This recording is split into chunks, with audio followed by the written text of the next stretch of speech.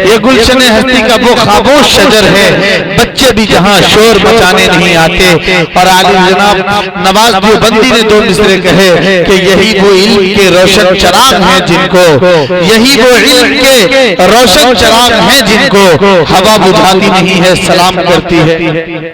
हम सब अदब के साथ बैठकर हजरत नायब अमीर के खिताब को सुने। इसके बाद इंशाअल्लाह काजी इमदादुल्लाह साहब, हजरत मुफ्ती रुहुल्लाह साहब दामत बरकातुहुल आलिया और हजरत मुफ्ती अबूजर साहब का खिताब हम आपके सामने होगा। अस्सलामु अलैकुम व रहमतुल्लाहि व बरकातुहू।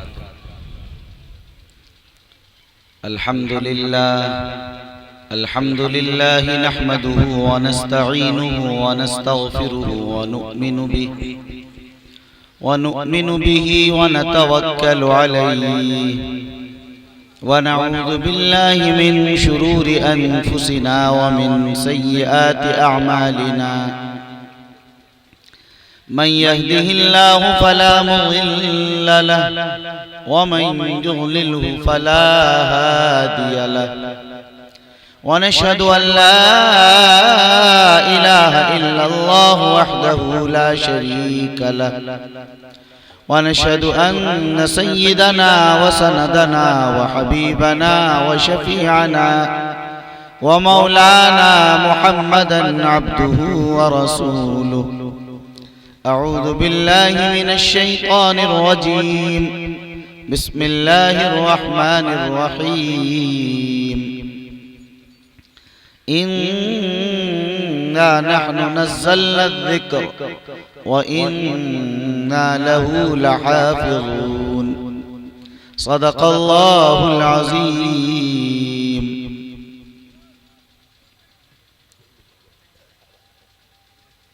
स्टेज पर रौनक अफरोज निहायत ही मुअज़्ज़ज़ और मुअक्कर उलमाए किराम, दूर और दराज से तशरीफ़ लाए हुए मुअज़्ज़ज़ मेहमानान इज़ाम, बुज़ुर्गों और दीनी भाइयों, पर्दा नशी मेरी माएँ और बहनों,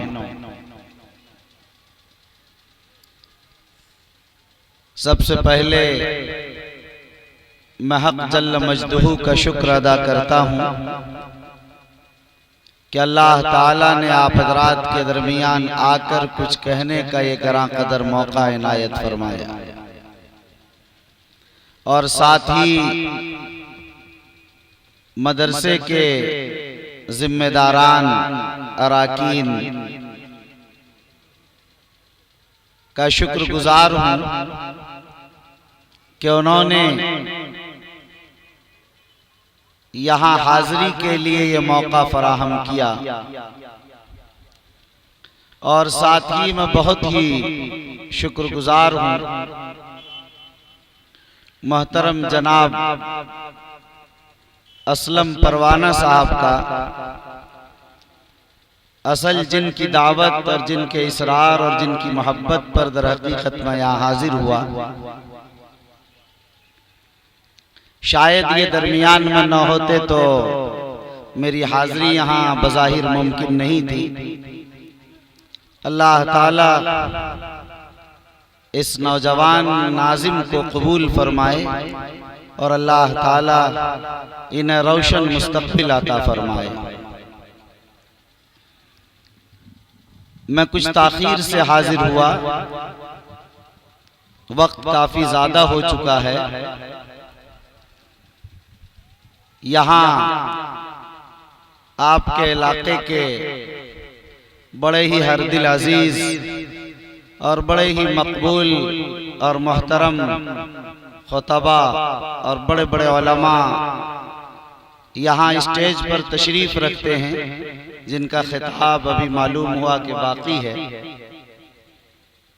हमारे शरिया के बड़े ही मोहतरम बासलाहियत नौजवान काजी शरीयत हज़रत मौलाना मुफ्ती इमदादुल्लाह साहब यहाँ तशरीफ़ रखते हैं। हज़रत मौलाना मुफ्ती अबूजर साहब कासमी, हज़रत मौलाना मुफ्ती रुहुल्लाह साहब कासमी दामत बरकातुहुल आलिया, ये हजरात यहाँ तशरीफ़ रखते हैं। उनका खिताब तफसीली आप हजरात समाअत फरमाएंगे। मैं थोड़ी देर के लिए आप हजरात के दरमियान हाजिर हुआ हूँ। अभी आप हजरात ने दस्तार बंदी का खुशनुमा ये मंजर देखा कि बच्चों के सरों पर मुकम्मल कुरान मजीद याद कर लेने के नतीजे में उलमा ने अपने हाथों से उनके सरों पर पगड़ी बांधी है। ये एजाज, ये तमगा, ये इम्तियाज उन्हें अता किया कि वो अब हाफिज कुरान हो गए। ये हाफिज कुरान होना कितनी बड़ी अल्लाह की नेमत है। अगर आप देखें, इन्ना नहनु नज़्ज़लना ज़िक्र व इन्ना लहू लहाफ़िज़ून, हमने कुरान को उतारा है और हम उसके हाफिज हैं, हिफाजत करने वाले हैं। आप अंदाजा कीजिए कि अल्लाह का नाम भी हाफिज है और ये जो बच्चे आपके सामने बैठे हैं, अब्दुल्ला, अब्दुल रहमान, अब्दुल रहीम, आज से इनका नाम भी हाफिज हो गया। कुर्बान जाइए इस अजमत पर कि अल्लाह का नाम भी हाफिज और रूए जमीन और कायनात में उसके बंदों की सिफत भी और उनका लक़ब भी हाफिज हो गया। अगर यही एक नाम अल्लाह का मिल जाए तो बताइए कि ये कितनी अजीम नेमत हासिल होगी।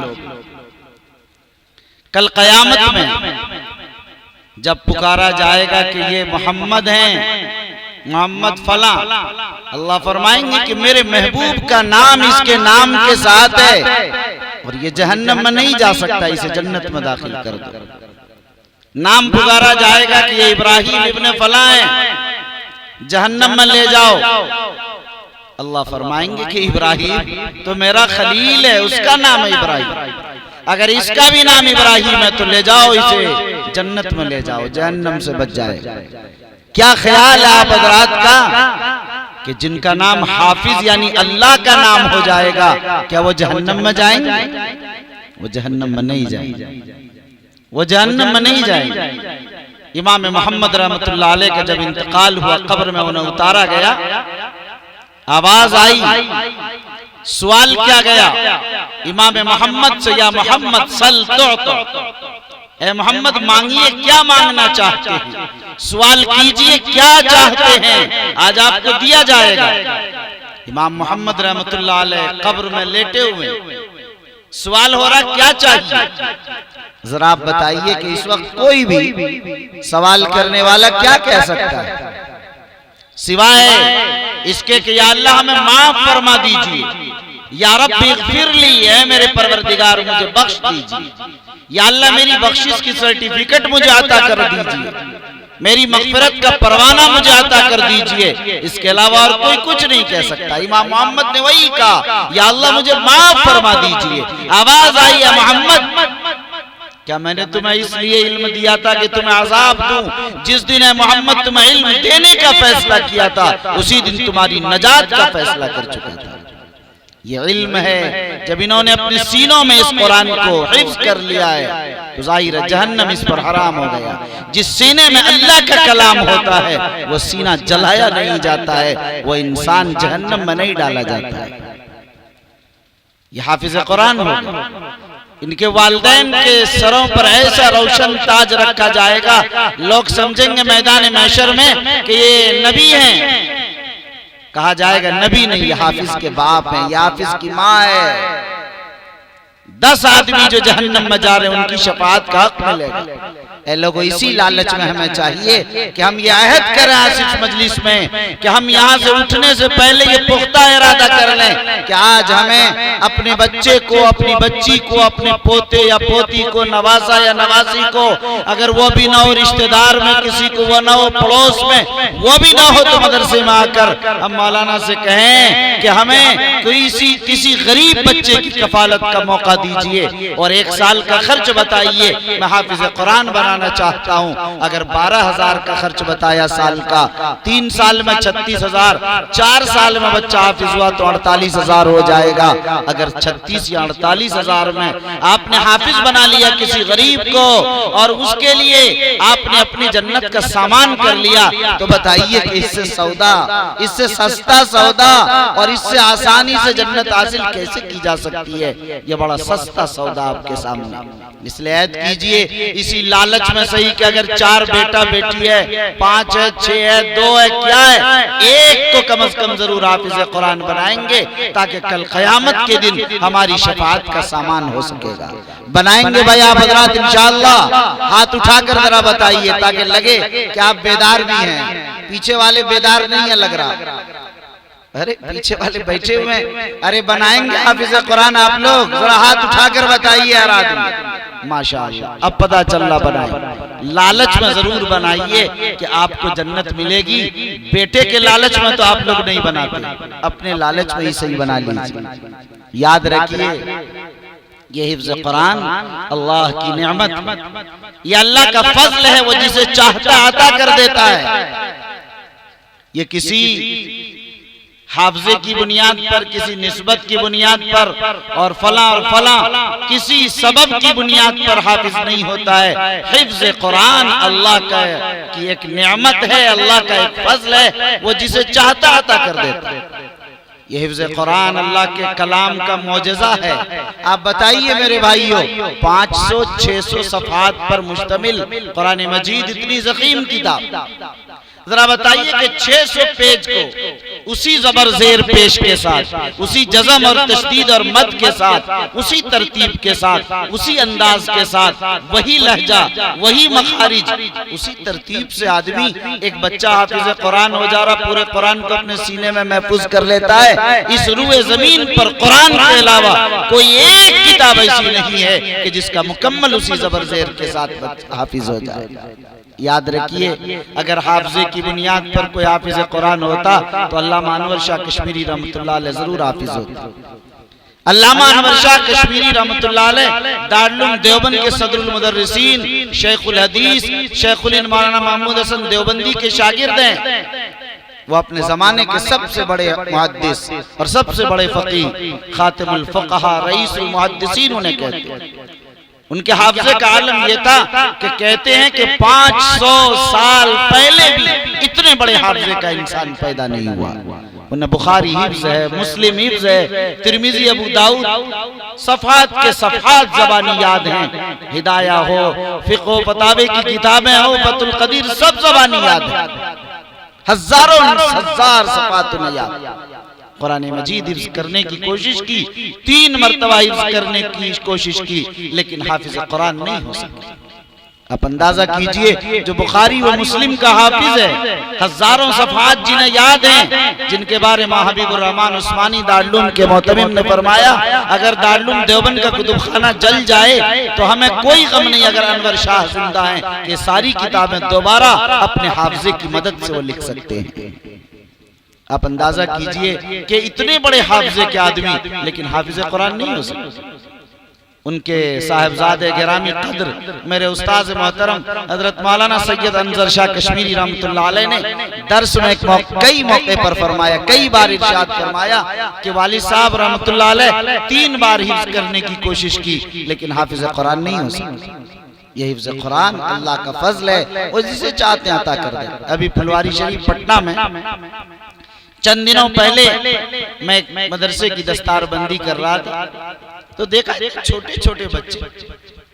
मैंने पूछा क्या उम्र है आपकी? तो 7 साल। आपकी 8 साल। आपकी 6 साल, 9 साल, 6, 7, 8, 9। मैंने कहा भाई 6 साल में भी कोई बच्चा हाफिज कुरान, इतना छोटा सा वो हाफिज कुरान, मुकम्मल कुरान याद कर लिया, उसे कुछ होश और शऊर नहीं है। भी 6 साल में क्या हो सकता? 7 साल। ये सिवाय अल्लाह के मौजज़े के क्या हो सकता है कि 6 साल 7 साल के बच्चे के सीने में पूरा कुरान महफूज हो गया। वह पूरा कुरान इसी तरह सुना सकता है। आप अंदाजा कीजिए, ये सिर्फ अल्लाह के कलाम का मौजज़ा है।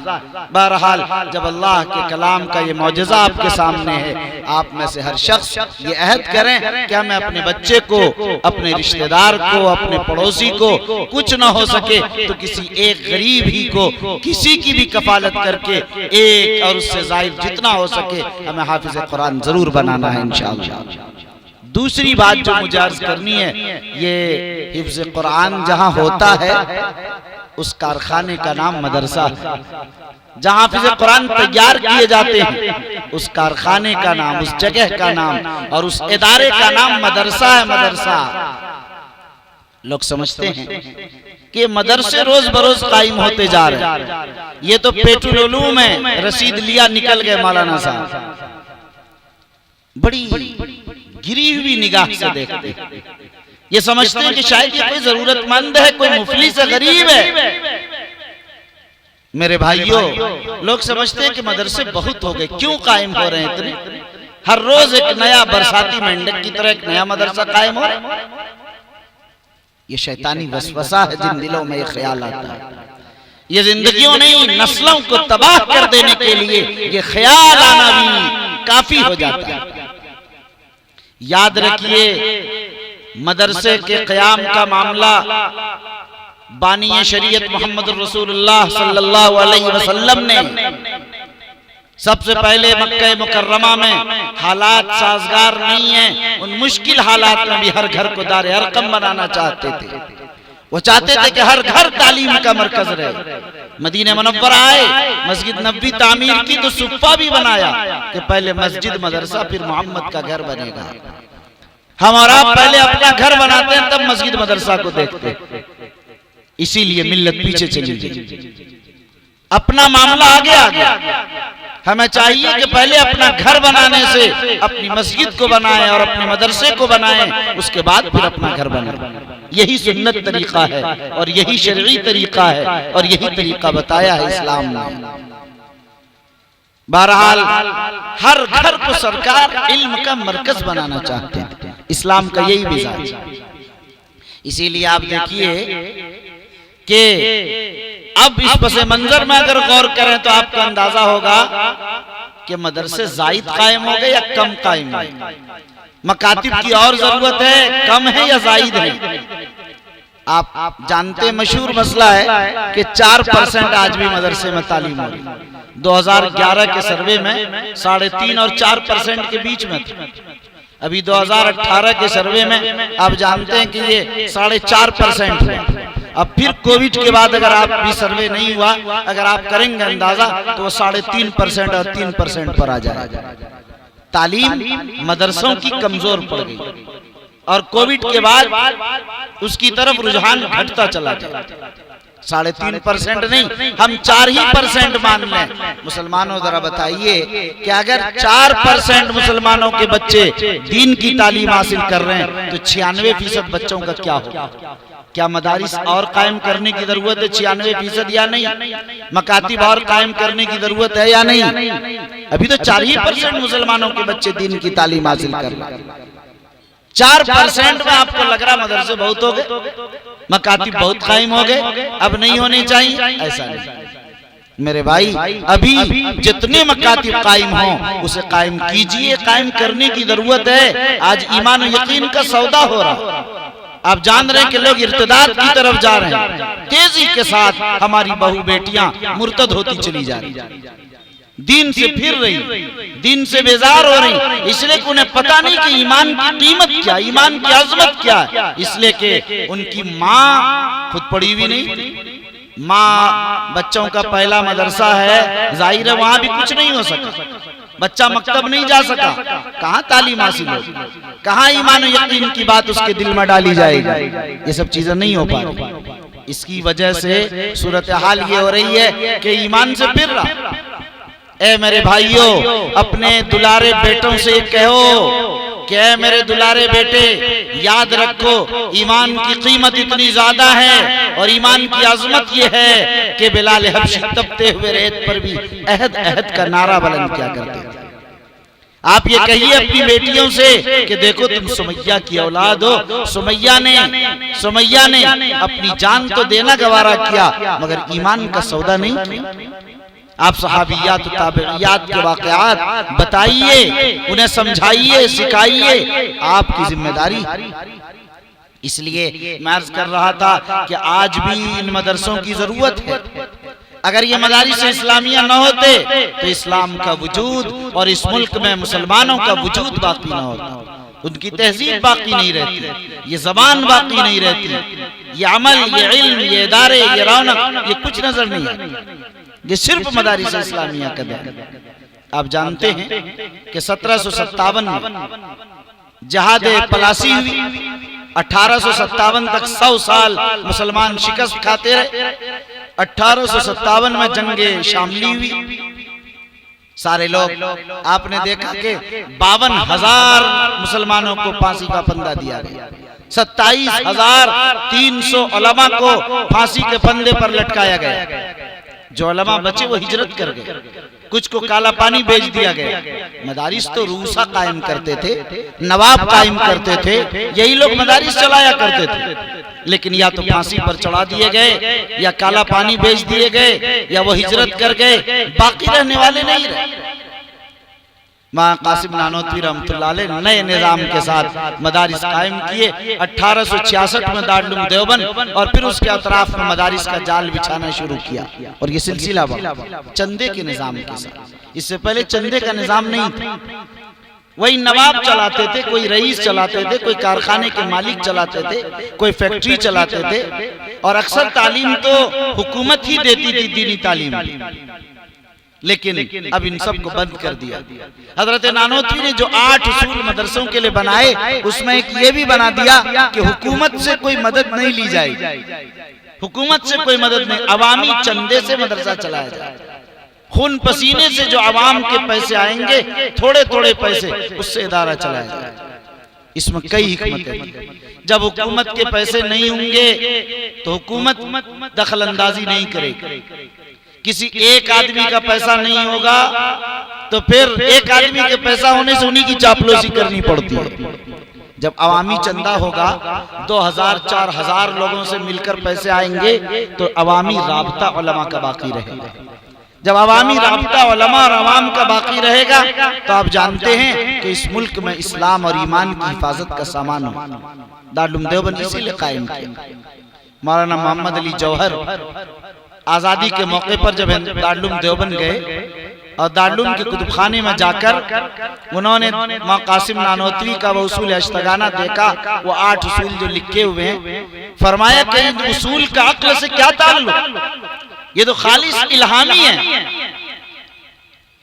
100 साल ठोकरें खाने के बाद आज जिस मरहले पर हम लोग पहुंचे हैं कि हुकूमत से मदद नहीं लेनी चाहिए, मौलाना मोहम्मद अली जौहर ने फरमाया ये अल्लाह वाले, ये बुजुर्ग 100 साल पहले ही उस मकाम पर पहुंच चुके थे कि हुकूमत से मदद नहीं लेनी चाहिए। आज खुद बिहार में देखिए, हमारे उलमा ने सख्ती से मना किया था कि बिहार मदरसा एजुकेशन बोर्ड के तहत ये चलने वाले हुकूमत के इमदाद याफ्तगान मदारिस कायम न हो, तालीम बर्बाद हो जाए, तालीमी निजाम मुअत्तल हो जाए। मगर कुछ वह लोग जो चाहते थे कि नहीं हुकूमत से मदद लेकर करनी चाहिए, हासिल करनी चाहिए, वो लोग गालिब आ गए। उस वक्त के हमारे अकाबिर ने सख्ती से उसकी तनकीद की, लेकिन नहीं माना गया और लोगों ने मदारिस कायम कर लिए। और आज देखिए उसका हश्र, एक मदरसे की आवाज सीतामढ़ी से उठती है, एक से जाकर बढ़ते बढ़ते 609 और उसके बाद ये सारे सिलसिले आप देखिए। सूरत हाल तो ये बनती जा रही है जैसे लग रहा कि पूरे मदारिस को हजम करने की कोशिश है हुकूमत। बार बार कह देने के बाद हुकूमत की कोई तवज्जो इस पर नहीं है। अब क्या देख रहे हैं, समझ रहे हैं? हर रोज नए निजाम, नए निसाब, ये कंप्यूटर और ये इंग्लिश और ये हिसाब और ये जोग्राफिया और ये साइंस और फला, ये सारी इसी बुनियाद। क्या मुसलमानों में ये ताकत नहीं है कि वो अपने बच्चों की दीन की तालीम के मदारिस और मकातिब खुद कायम करें और चलाएं? जो निजाम मौलाना कासिम नानोतवी ने दिया था वही निजाम दुरुस्त और सच्चा और पुख्ता है। उसी निजाम पर अगर मुसलमान कायम रहते आज ये हालात देखने नहीं पड़ते। ये मदारिस जो बोर्ड के मदारिस हैं, ये आमतौर पर 90% मदारिस की क्या हो गई सूरत, वो सनद बेचने के अलावा और कुछ नहीं उनके पास, फार्म बेचने के अलावा कुछ नहीं रह गए। आप जानते हैं ये अजाब भी क्यों आया? ये अल्लाह की तरफ से इसीलिए अजाब आया कि जब तनख्वाहें हलाल बाकी नहीं रही, निज़ाम तालीम कायम नहीं रहा, इदारे मुफीद नहीं रहे, तो फिर झाग की तरह से उड़ा दिया गया। कुरान का निज़ाम है ये, अम्मा ज़बद फयज़हबु जुफ़ा व अम्मा मा यनफ़उन नास फयमकुतु फिल अर्द। जो चीज गैर मुफीद होती है वो खत्म हो जाती है, जो मुफीद रहती है वही बाकी रह जाती है। इसीलिए इन इदारों को मुफीद बनाने की जरूरत है, मुफीद बनाने की जरूरत है। आप ये न कहिए कि कमरे छोटे हैं जो हुकूमत के निजाम को पूरे नहीं करते। मैंने कहा और बार बार कहा हुकूमत से, ये बार बार कहा है कि देखिए कमरे छोटे हों या बड़े, आप 15 बाई 15 या 15 बाई 20 के कमरे चाहिए, अगर 12 बाई 12 ही के कमरे हैं तो कौन सा गुनाह होगा? तालीम होनी चाहिए। जिन मदरसों में तालीम हो रही है, हुकूमत से मैं अपील करता हूं कि उसकी तनख्वाह फौरी जारी किया जाना चाहिए। हाँ, जहां तालीम नहीं हो रही, असातिज़ा पढ़ा नहीं रहे, तलबा नहीं आ रहे, उसकी तनख्वाह जारी नहीं होनी चाहिए। ये जाहिर है कि इस्लाम इसकी इजाजत नहीं देता है कि हराम के साथ तनख्वाह ली जाए, जब तक वो हलाल तरीके में इख्तियार किए जाएं। इस्लाम की तालीम नहीं। हाँ, जहाँ तालीम हो रही है, चाहे कमरों की कमी हो या तादाद की कमी हो या उसके साइज की कमी हो, ये कोई ऐसी कमी नहीं कि जिसकी बुनियाद पर ये मसाइल पैदा किए जाए, लेकिन ये तो अंदर की बात है। मगर मैंने ये बात कही और बार बार कही है कि देखिए जब मदारिस का सर्वे हो चुका तो बार बार सर्वे का क्या माना?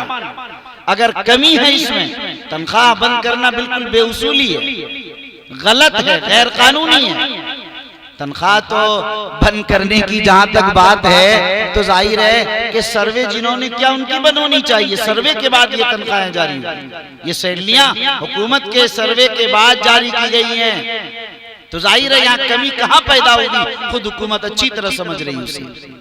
बहरहाल मैं अर्ज कर रहा था, ये मदारिस इस्लामिया बड़े कीमती हैं। अगर ये मदारिस न होते तो इस मुल्क में ईमान की हिफाजत का सामान न होता। इसीलिए मैं उस तफसील में नहीं जाना चाहता। इसलिए आप इन मदारिस की कीमत को समझिए और इन मकातिब की अजमत को महसूस कीजिए। मैं एक बात आप हज़रात से और कहना चाहता हूँ, देखिए मिल्लत के लिए और इज्तिमाइयत के लिए कुछ वक्त निकालिए।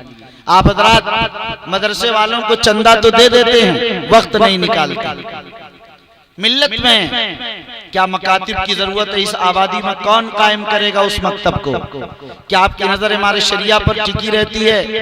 क्या आपकी नजर किसी जमीयत और जमात पर टिकी रहती है? क्या आपकी नजर किसी बड़े इदारे और बड़ी शख्सियत पर टिकी रहती है?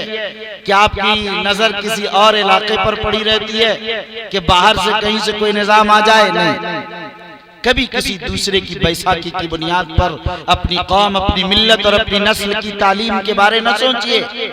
अपनी तालीम का इंतजाम खुद कीजिए और खड़े होइए। अगर आपने अपने पैसों में, अपने बजट में तालीम का बजट नहीं निकाला और मुतय्यन और मखसूस नहीं किया तो आप यकीन मानिए कि तरक्की नहीं कर सकते। आप देखिए कि मदारिस हैं, हमारे बच्चे सारे के सारे मदरसों में पढ़ रहे हैं। क्या मदरसे में तालीम अच्छी हो रही है? क्या असातिज़ा मेयारी हैं? क्या तालीम मेयारी हो रही है? क्या उन उसूल ज़वाबित के साथ जो तालीम होनी चाहिए वो सारा निज़ाम सिस्टम है या नहीं? क्या हमारी जमात में तबलीग का काम हो रहा है? क्या मरकज का निज़ाम पूरी कुव्वत से नाफिज है, चल रहा है? क्या हमारी आबादी के अंदर लोग गुर्बत, इफलास के हालत में तो नहीं है? क्या हमारी आबादी में बुराइयां पनप तो नहीं रही, जड़ तो नहीं पकड़ रही हैं? क्या माशरे की इस्लाह के लिए और इन बुराइयों की रोकथाम के लिए कोई कमेटी, कोई निज़ाम है या नहीं? ये पूरा जो सिस्टम इस्लाम का है, इस पूरे निज़ाम को आपको गौर करना पड़ेगा, आपकी जिम्मेदारी है। उसके लिए सिर्फ एक तरीका है कि आपको मिल्लत के लिए वक्त निकालना हो। मदरसे वाले चले गए, उनको आपने 100 रुपए दे दिया, भेज दिया। मदरसे में क्या हो रहा है आपको खबर नहीं। आपकी ईदगाह की क्या सूरत हाल, आपके कब्रिस्तान की क्या सूरत हाल, आपके मकतब और मदरसे का मरकज का क्या निजाम है, माशरे की इस्लाह की क्या सूरत है, कौन लोग किस पोजीशन में, आपने नहीं देखा। ये मिल्लत के काम हैं और इस मिल्लत के काम के लिए तबलीगी जमात वाले बड़े काबिल मुबारकबाद हैं कि वह 2-2.5 घंटे का सुबह में वक्त निकालते, हर घर जा जाकर अल्लाह की तरफ बुलाते और अल्लाह के घर की तरफ दावत देते आने की। ये बड़ा कामयाब निजाम है। मैं आप तमाम हज़रात को ये सबक दूंगा कि आप लोग तमाम लोग ये 2.5 घंटे का वक्त निकालिए, 2 से 2.5 घंटे का, 1.5 घंटे का, 1 घंटे का, मिल्लत के लिए आप लोग वक्त निकालिए, मिल्लत के लिए वक्त निकालिए। यानी आप ये देखिए, अगर मकतब में आपकी जरूरत है, मकतब के मुअल्लिम को तनख्वाह नहीं मिल रही, उसके लिए क्या करना है, मुअल्लिम साहब की बात को देखिए, आवाज दीजिए, कान लगाइए, खड़े होइए, उनके साथ चलिए, उनका चंदा पूरा करा दीजिए। मदरसे वाले आपको आवाज दे रहे हैं, मदरसे की क्या जरूरत है, उसके लिए खड़े होइए। आज मरकज की जरूरत है, उसके लिए खड़े हो जाइए। आज खानकाह की जरूरत है, उसके लिए खड़े हो जाइए। आज आपके यहाँ किसी स्कूल की जरूरत है, उसके लिए खड़े हो जाइए। आज आपने देखा कि आपके पड़ोस में एक बीमार शख्स है जिसके लिए पैसे नहीं कि वो हॉस्पिटल जा सके, आप उनको हॉस्पिटल लेकर जाइए। कितने लोग ऐसे हैं कि बीमारी की वजह से हॉस्पिटल की दहलीज पर दम तोड़ देते हैं, उनके इलाज के लिए पैसे नहीं होते। मेरे भाइयों, याद रखिए कि यहाँ आपको देखना होगा कौन मफलूकुल हाल है, कौन जरूरतमंद है, कौन परेशान हाल है, कौन है जो खुदकुशी के दाड़े पर है, कौन है किसके घर में लड़की बैठी है, निकाह नहीं हो रहा, कहाँ लड़का बैठा है, रिश्ता नहीं मिल रहा। हजारों परेशानी और मसाइल है। उम्मत की इन परेशानियों और मसाइल को देखना, ये भी मिजाज शरीयत के मुताबिक। हजरत अब्बास रजी अल्लाह ताला अन्हु की रिवायत है कि एक जरूरत पूरी करना 10 दिन के एहतिकाफ से बेहतर है। मुख्तलिफ रिवायात है, अंदाजा कीजिए, 1 साल के बाद रिवायत में के एहतिकाफ से बेहतर है 1 साल की एक जरूरत पूरी करना। आप जानते हैं कि कल क़यामत के दिन अल्लाह ताला कहेंगे, ऐ मेरे बंदे, मैं बीमार था, तुमने मेरी मिजाज पुरसी नहीं की। बंदा कहेगा कि अल्लाह आप और बीमार, आप तो शाफी अमराज हैं, शाफी मुतलक है, आप और बीमारी। अल्लाह फरमाएंगे कि फला बंदा बीमार था, अगर तुम उनके पास जाते तो तुम मुझे अपने पास पाते। अल्लाह फरमाएंगे मैं भूखा था, तुमने नहीं खिलाया।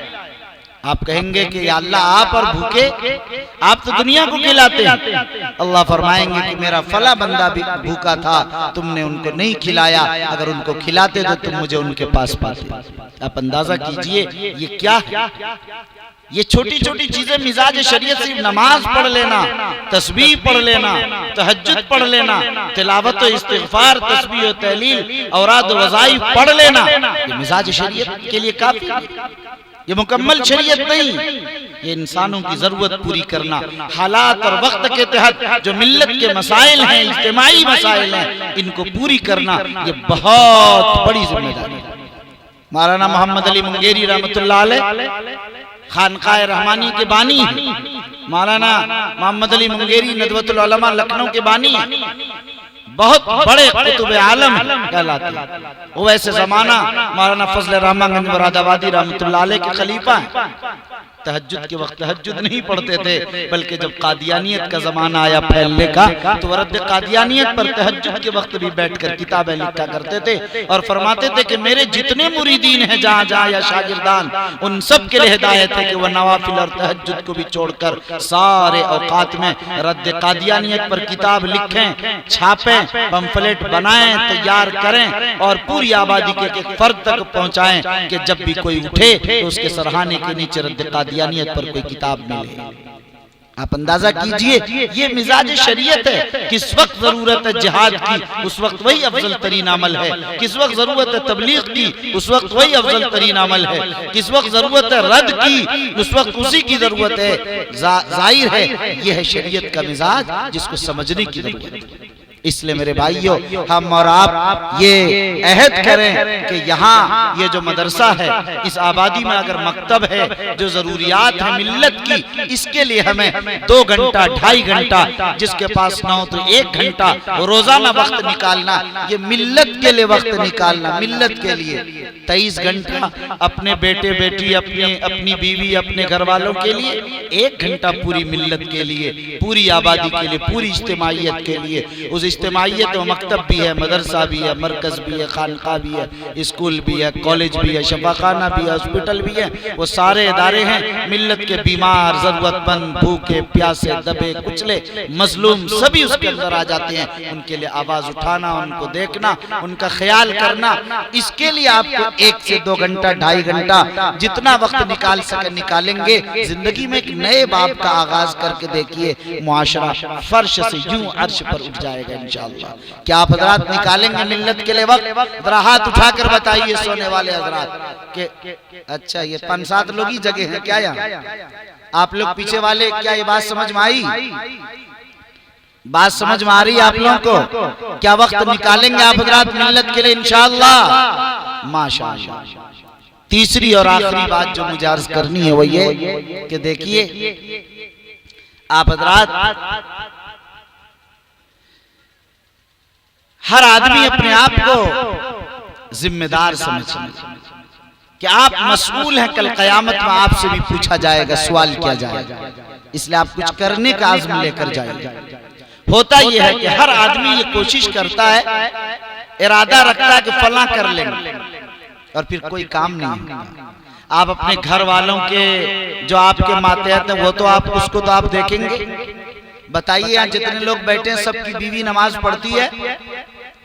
जिन लोगों की बीवियां नमाज पढ़ती हैं वो हाथ उठाइए। 1 2 गिनती कीजिए। भाई असलम परवाना साहब जरा देखिए कितने हैं? ये 7-8 है।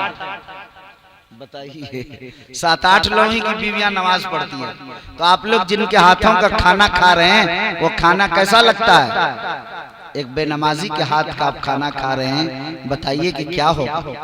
और जिससे आप मोहब्बत करते हैं कि दुनिया में सबसे ज्यादा मोहब्बत उनसे करते हैं, नाउज बिल्ला नाउज बिल्ला नाउज बिल्ला, वो जहन्नम में जलेगी। आप कैसे बर्दाश्त करेंगे? क्या इसको थोड़ी देर के लिए भी आप सोचते हैं या नहीं सोचते? क्या हम लोग जानवरों की तरह खाते पीते सो जाते उठ जाते, और जिंदगी या सोचने के लिए इंसान बनाया गया। इसको अहले इल्म हैवान नातिक कहते हैं। इसे ये अक्ल वाली कौम है, अक्ल को इस्तेमाल करना चाहिए। कुरान मजीद के हर सूरत और पारा कोई खाली नहीं, इससे कोई पारा जिसमें ये तालीम नहीं दिया हो कि गौर करना चाहिए। कुरान में गौर करें, शरीयत में गौर करें, अक्लमंदों को मुखातब किया गया। अब गौर कीजिए कि 8 आदमी की बीवी नमाज पढ़ रही है, यहाँ तकरीबन 500 लोग। अंदाजा कीजिए कि यहाँ नमाजी नहीं पढ़ रही, क्या हाल होगा? तो आप अपने बेटे को नमाजी बनाइए, आप अपनी बेटी को नमाजी बनाइए, अपने घर को तो संभाल लीजिए, कम से कम मिल्लत को छोड़ दीजिए। ये बुनियादी जरूरत, ये वह जरूरत है, इब्तिदा की बात बता रहा हूं। यहाँ से आपका काम शुरू होगा। एक बेनमाजी से 40 घर की बेबरकती होती है। तो जिस घर में बेनमाजी हो, फिर लाते हैं लोग, हजरत दम कर दिए जरा, कोई बरकत ही नहीं होती। अरे भाई, दम से बरकत हो जाती है? हजरत तावीज दे दीजिए, बरकत हो जाएगी। अरे अल्लाह के बंदे, तावीज से बरकत नहीं होती है। बेनमाजी कितनी तावीज अपने सर पर रख के पूरी गेठरी बैठा रहे, तब भी कुछ नहीं है, बरकत नहीं आएगी। बरकत के लिए नमाज जरूरी है, नमाज से बरकत आती है। नमाज पाबंदी से होनी चाहिए। ज़कात तो आप अदा ही नहीं करते, मदरसे वालों को गालियां देते हैं। अगर ये आप पर रहम करने के लिए जाते हैं कि आप अजाब से बच जाएं, जहन्नम से बच जाएं, तो फिर भी आप गालियां देते हैं।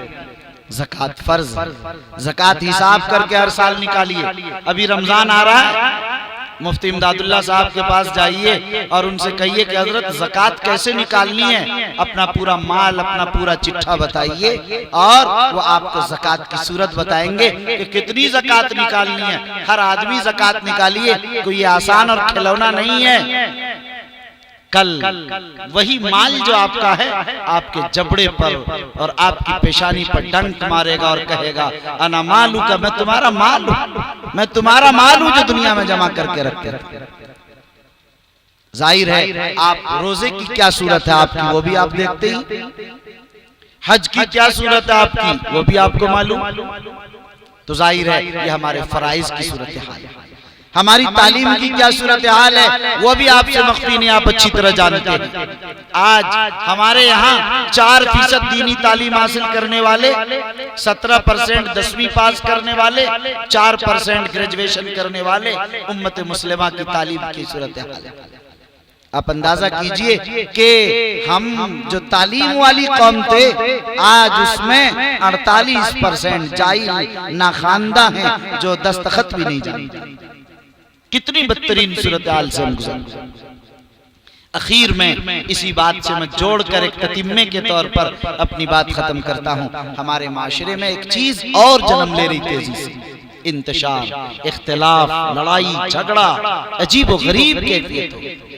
एक मदरसा दूसरे मदरसे के खिलाफ, एक मकतब दूसरे मकतब के खिलाफ, एक मरकज दूसरे मरकज के खिलाफ, एक महल्ला दूसरे महल्ले के खिलाफ, एक बिरादरी दूसरी बिरादरी के खिलाफ, देवबंदी, बरेलवी, शिया, सुन्नी, गैर मुकल्लिद और पता नहीं क्या क्या, और एक खानदान दूसरे खानदान के खिलाफ, एक कबीला दूसरे कबीले के खिलाफ। अब तो एक चचा के बेटे दूसरे चचा के बेटे के खिलाफ, एक अब तो भाई आपस में एक दूसरे भाई के साथ माल की बुनियाद पर, जमीन की बुनियाद पर, बैंक बैलेंस की बुनियाद पर, जमीन फ्रंट पर हम लेंगे पीछे वो लेगा। ये लड़ाइयां इतनी चली, एक दूसरे का चेहरा देखने के लिए तैयार नहीं, खून का प्यासा भाई भाई हो गया। ऐसा शदीद इख्तिलाफ माशरे में हो गया। इख्तिलाफ की सारी किस्म जब जन्म ली, इंसान टुकड़ों में आ गया। वो मुसलमान जिसमें कहा गया इन्नमल मुमिनूना इख्वा के मुसलमान भाई, सारी दुनिया का मुसलमान, चाहे वो अमेरिका का हो, कनाडा का हो, चाइना जापान का हो, अरब इमारात का हो, वो यूरोप का हो, वो किसी जजीरे टापू पर बसने वाला हो, वो किसी काखे फकीरी में रहने वाला हो, वो किसी शाही महल में जिंदगी बसर करने वाला हो, किसी देहात का हो, शहर का हो, गोरा हो, काला हो, अरबी हो, अजमी हो, छोटा बड़ा, किसी तमीज के बगैर अगर कलमे तय्यबा ला इलाहा इल्लल्लाह मुहम्मद रसूलुल्लाह अगर पढ़ता है वो मुसलमान है। चाहे दुनिया की किसी खित्ते में बसने वाला है, उसकी तकलीफ हमें महसूस करनी चाहिए, हजारों किलोमीटर दूर भी। ये ईमान की शान है, ये मुसलमानों की तालीम है। इसलिए बताया गया कि सब पैदा किए गए एक ही जान आदम से, आदम और हव्वा से पैदा की हुई औलाद। लेकिन आज हम देवबंदी बरेली से झगड़ने को तैयार हैं, आज शेख सैयद में लड़ने को तैयार है, अंसारी फला से लड़ने को तैयार है। आज फला बिरादरियां इतनी, मैं तो जानता भी नहीं, इतनी बिरादरियां बन गई और ऐसे कबाइल में बढ़ गए और एक दूसरे से लड़ते झगड़ते हैं। मुझे मालूम इन्ना लिल्लाहि व इन्ना, ये बिरादरियां भी कोई बुनियाद है? कुरान ने कहा जअलनाकुम शुऊबन व क़बाइल लितआरफू, सिर्फ तारुफ के लिए था ये, इसलिए नहीं कि झगड़ा करें। इन्ना अक्रमकुम इंदल्लाहि अत्काकुम, अल्लाह के नजदीक वो रिक्शा पोलर किसी वजीर आजम से बेहतर होगा, वो सब्जी बेचने वाला ठेले पर, वो फल बेचने वाला अपनी मंडी में उस वजीर आजम से बेहतर हो सकता है। इनके पास ईमान की, तकवा की, फजल की, इल्म की दौलत हो, वो सबसे बेहतर है। इसीलिए फुक़हा ने लिखा है कि अगर एक अजमी अच्छा मुहद्दिस मुफस्सिर है, किसी अरबी के लिए भी वो कुफू हो सकता है। तो जाहिर है कुफू के लिए ये चीजें नहीं। तो मेरे भाइयों, मैं अर्ज कर रहा था, इस इंतशार और इख्तिलाफ से भी आबादी को पाक कीजिए। आपस में लड़ना झगड़ना, अल्लाह के वास्ते में पैर पकड़ता हूँ आपके, बंद कीजिए, बंद कीजिए इस लड़ने झगड़ने को। कुरान कहता है वला तनाज़उ फतफशलू व तज़हब रिहुकुम, ऐ लोगों मत झगड़ो, अगर झगड़ोगे बुज़दिल हो जाओगे। आज देखिए वाकई बुज़दिली की क्या सूरत है मुसलमानों की, आप खुद अच्छी तरह जानते हैं। फरमाया तुम्हारी हवा उखड़ जाएगी, यानी तुम्हारा रौब खत्म हो जाएगा। आज देखिए कैसा बेरोब हो गया मुसलमान। अब किसी सेकुलर पार्टी को भी मुसलमानों के वोट की जरूरत नहीं, वो मुसलमान का नाम लेने के लिए तैयार नहीं, मुसलमान का कोई काम करने के लिए तैयार नहीं। माशाअल्लाह बिहार की दोनों इस वक्त जो गठबंधन है मुसलमानों के वोट पर जिंदा ताबिंदा माशाअल्लाह, इसके बावजूद दोनों में से कोई नाम भी लेने के लिए तैयार नहीं। ये बेरोबी, बेवजनी, ये बेवकाती, ये कहां से पैदा हुआ? इस इख्तिलाफ इंतशार ने पैदा। उन्हें पता है कि 8 मुसलमान खड़ा हो जाएगा मुखिया के इलेक्शन में, ये हार जाएगा, और चाहे थोड़ी सी आबादी हमारे बरादरान वतन की जीतेगा वही। इख्तिलाफ ने यहाँ तक पहुंचा दिया। पूरे मिथिलांचल में मुसलमानों की क़यादत को कमजोर नहीं, जैसे खत्म करके रख दिया। आप अंदाजा कीजिए, तसव्वुर कीजिए कि हम कहाँ और किस मकाम पर उसी इख्तिलाफ ने, उसी इंतशार ने हमें वहां तक पैदा किया। इज्तिमाइयत की रस्सी को हमने छोड़ दिया। दुआ कीजिए अल्लाह ताला हमें दीन मतीन की सही समझ नसीब फरमाए और अल्लाह सिरात मुस्तकीम पर चलाए, और अल्लाह अपनी मर्जियात पर हमें तादम हयात गामजन रखे, और अल्लाह ताला हमें दीन की सही समझ नसीब फरमाए। आमीन। व आखिर दावाना अनिल हम्दुलिल्लाहि रब्बिल आलमीन।